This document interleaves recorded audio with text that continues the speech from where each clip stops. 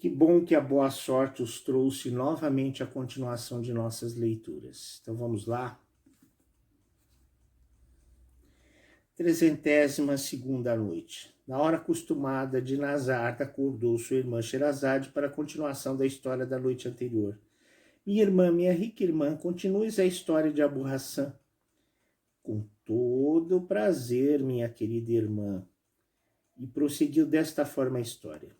Se fosse califa e comendador dos crentes, dizia consigo algumas vezes, por que me teria achado em minha casa, acordado e vestido com meu fato ordinário? Por que não me teria visto cercado do chefe dos eunucos, dos próprios eunucos e de tão grande multidão de belas senhoras? Por que me teria abandonado o grão-vizir Jafar, que via meus pés, tantos emires, tantos governadores de províncias e tantos outros oficiais que via à volta? Há muito tempo, sem dúvida, que me teriam livrado do miserável estado em que me acho, se tivesse alguma autoridade sobre eles. Tudo isso foi um sonho e não devo pôr dificuldade em crê-lo. Ordenei, é verdade, ao juiz da polícia que castigasse o imã e os 4 velhos do seu conselho. Ordenei ao grão-vizir Jafar que levasse 1000 peças de ouro à minha mãe, e foram as minhas ordens executadas. Dá-me isso que cuidar, mas não compreendo nada. Mas quantas coisas há que não entendo e que nunca entenderei? Entrego-me, pois, na mão de Deus que sabe e conhece tudo. Estava ainda Abu Hassan ocupado desses pensamentos, quando chegou sua mãe. Ela viu tão extenuado que derramou lágrimas com mais abundância do que nunca. No meio de seus soluços, saudou como de costume, e Abu Hassan correspondeu-lhe. Teve disso um bom agouro. Então, filho, disse-lhe, enxugando as lágrimas, como estais? Recobraste já o vosso juízo? Renunciaste às vossas fantasias e aos discursos que o demônio vos sugira? Mãe, respondeu Abu Hassan com muito sossego e do modo que pintava o pesar que sentia dos excessos que contra ela cometera.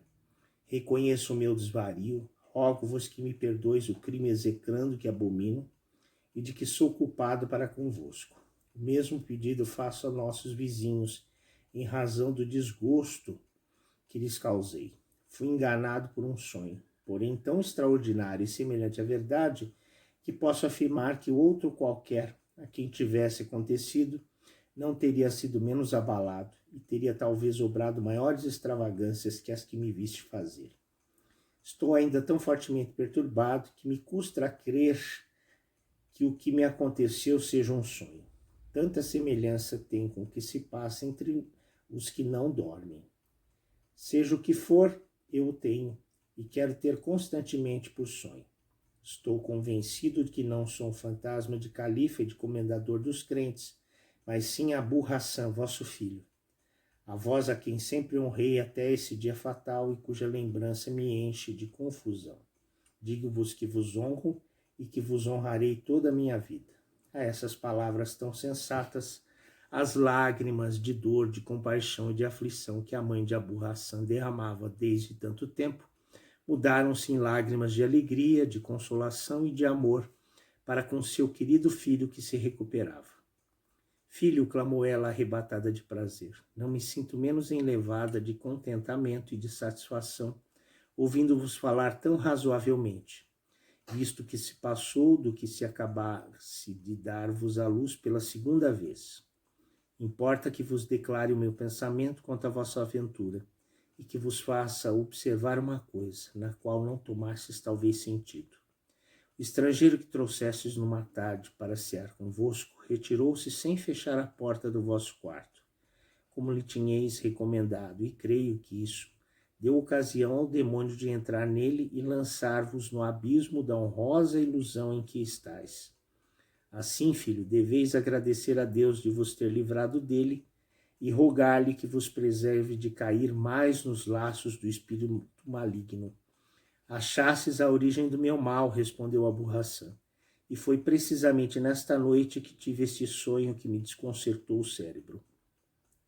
Tinha todavia recomendado ao mercador que fechasse a porta sobre si E agora conheço que não o fez. Estou, pois, persuadido convosco que o demônio achou a porta aberta e que se meteu todas essas fantasias na cabeça. Não se sabe por certo em Mossul de onde procedia este mercador. Estamos convencidos em Bagdá que é o demônio que nos causa todos os sonhos desagradáveis que nos molestam de noite, quando se deixam abertos os quartos onde se dorme. E certamente não foi outra coisa. Em nome de Deus, minha mãe, visto que pela graça dele se varreu do espírito a perturbação em que estava, suplico-vos que me façais sair quanto antes deste inferno e me livreis da mão do carrasco, que abreviará os meus dias infalavelmente se nele me demoro mais. Sua mãe, extremo consolada e enternecida, por ver-se que se lhe dissipara do espírito a louca ilusão de ser o califa, dirigiu-se logo ao carcereiro, que para ali o levara e dele tratara até então, o qual apenas ela lhe assegurou que seu filho estava perfeitamente restabelecido, o pôs em liberdade depois de prévio exame. Abu Hassan recolheu a casa e, como o mau regimento do hospital lhe combalir a saúde, não saiu durante alguns dias, a fim de, pelo repouso e boa alimentação, restaurar as forças perdidas. Quase bom e não se ressentindo já dos maus tratos que lhe infligiram na prisão, principiou a enfadar-se de passar as tardes sem companhia, motivo por que não tardou a retomar o seu anterior hábito, isto é, a prover-se do necessário para banquetear diariamente um novo hóspede. Certo dia, pois, quase ao pôr do sol, postar-se à entrada da ponte de Bagdá para deter o primeiro estrangeiro que aparecesse e rogar-lhe a fineza de vir cear com ele. Esse dia era o primeiro do mês e mesmo, como já dissemos, em que o califa se divertia a transpor disfarçada algumas das portas da sua capital, a fim de observar de visu se passava qualquer coisa que colidisse com as suas prescrições policiais que estabelecera desde o início do seu reinado. Não havia muito tempo que Abu Hassan chegara e se sentara num banco encostado ao parapeito, quando, alongando a vista para outra parte da ponte, viu como da primeira vez dirigir-se a ele o califa, disfarçado em mercador de Mossul e acompanhado do mesmo escravo. Persuadido de que tudo quanto sofrera não procedia senão do califa, que ele tomava como mercador de Mossul, ter deixado a porta aberta ao sair do seu quarto, estremeceu ao vê-lo, dizendo consigo: que Deus queira preservar-me, eis aí, se não me engano, o mágico que me encantou. E voltou logo a cabeça para o lado do canal do rio, debruçando-se no parapeito, para o não ver passar. O califa, que queria prolongar o prazer que Abu Hassan lhe proporcionara, informara-se cuidadosamente de quanto ele dissera e fizera no dia seguinte, aquele em que mandara pôr em sua casa, quando acordou, e do mais que lhe acontecera. Tudo o que dele soube alegrou até o mais mau tratamento que lhe deram no hospital dos doidos. Mas como fosse generoso e cheio de justiça, e reconhecer em Abu Hassan um espírito próprio para o divertir ainda, e além disso, lhe parecera que depois de ter renunciado à sua pretendida dignidade de califa, voltaria aos seus antigos hábitos, julgou a propósito, a fim de se abeirar dele, disfarçar-se novamente, no primeiro dia do mês, em mercador de Mossul, para melhor executar o plano que a seu respeito engendrara. Tendo avisado Abu Hassan, quase ao mesmo tempo que foi visto dele, percebeu logo, pelo seu gesto, quanto estava descontente, que era seu propósito evitá-lo. Costeou, pois, o parapeito a que ela se encostava e, aproximando-se, inclinou a cabeça e depois, encarando-o, disse-lhe: sois vós, meu irmão Abu Hassan? Bons dias, permiti-me que vos dê um abraço.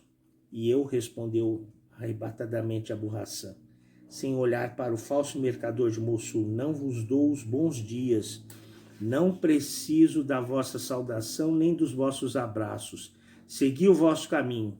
O que? Replicou o califa. Não me reconheceis? Não vos lembrai da tarde que passamos juntos, há um mês em vossa casa, onde me fizeste a honra de banquetear-me com tanta generosidade? Não, replicou Abu Hassan. no mesmo tom. Não vos conheço e não sei de que me falais. Ide-vos, disse-lhe segunda vez, e segui o vosso caminho.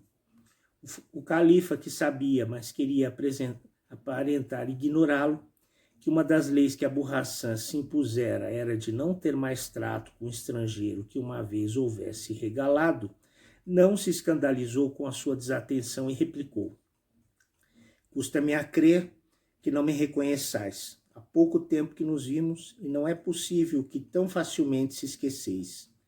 Alguma desgraça vos aconteceu que é causa de aversão que me tendes. Deveis, todavia, lembrar-vos que não só vos dei demonstrações do meu reconhecimento, como ainda a respeito de certo negócio que vos embaraçava, vos fiz oferecimento do meu crédito, que não é de desprezar. Ignoro, respondeu Abu Hassan, qual pode ser o vosso crédito, e não tenho o menor desejo de o experimentar. Porém, bem sei que os vossos desejos não fizeram outra coisa senão endurecer-me. Em nome de Deus, repito-vos ainda uma vez, segui o vosso caminho e não me molesteis mais. Ah, irmão, replicou o califa abraçando, não pretendo apartar-me de vós deste modo, visto que a minha boa fortuna quis que vos encontrasse uma segunda vez. Deveis exercitar também segunda vez a mesma hospitalidade que praticastes para comigo há um mês. Permite-me a honra de beber ainda convosco. Abu Hassan protestou que bem saberia guardar-se disso e acrescentou: tenho bastante poder sobre mim para livrar-me de um homem que traz a desgraça consigo. Sabeis o provérbio que diz: pegai no vosso tambor e desaloja-o. Aplicai-o ao vosso caso. Devo eu repeti-lo tantas vezes? Deus os guarde, causaste-me bastante mal. Não quero expor-me mais. Meu bom amigo, replicou o califa, abraçando ainda uma segunda vez, tratai-me com dureza que não esperava. Suplico-vos que não me digais palavras tão escandalosas e que acrediteis na minha amizade.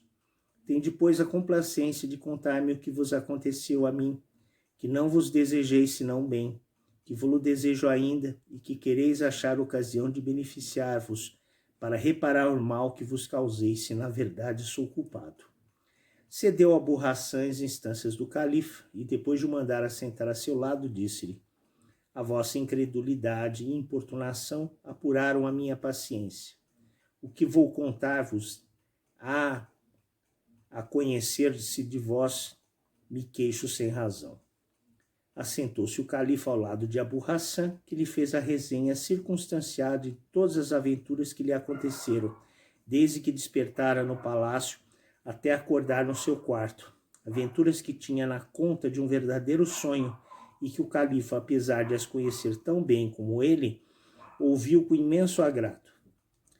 Exagerou-lhe depois a impressão que esse sonho lhe deixara no espírito de ser califa e comendador dos crentes, impressão, acrescentou ele, que me induziu a cometer extravagâncias tão grandes que os meus vizinhos se viram obrigados a atar-me como um furioso e a levar-me ao hospital dos doidos, onde me trataram de um modo cruel, bárbaro e desumano. Porém, o que vos causara maior admiração e o que sem dúvida não sabeis é que todas essas coisas me aconteceram por culpa vossa. Lembrai-vos, por certo, que vos recomendei, logo à ceia, que fechasseis a porta do meu quarto ao sair. Não o fizestes, e o demônio, encontrando-a aberta, entrou e encheu-me a cabeça com este sonho, que agradável como me pareceu, me causou todavia todos os males de que me queixo. Sois, pois, causa, pelo vosso descuido, que vos torna responsável do meu crime, de eu ter praticado uma ação horrenda e abominável, levantando não só as mãos contra minha mãe, mas faltando pouco para lhe tirar a vida. Isto por um motivo que me envergonha todas as vezes que nele penso, visto que era porque me chamava seu filho, como com efeito sou, e não queria reconhecer-me pelo comendador dos crentes, tal qual me parecia ser e lhe afirmava efetivamente que o era. Sois ainda a causa do escândalo que dei a meus vizinhos, quando, correndo aos gritos de minha pobre mãe, me apanharam encarniçado e a querê-la matar.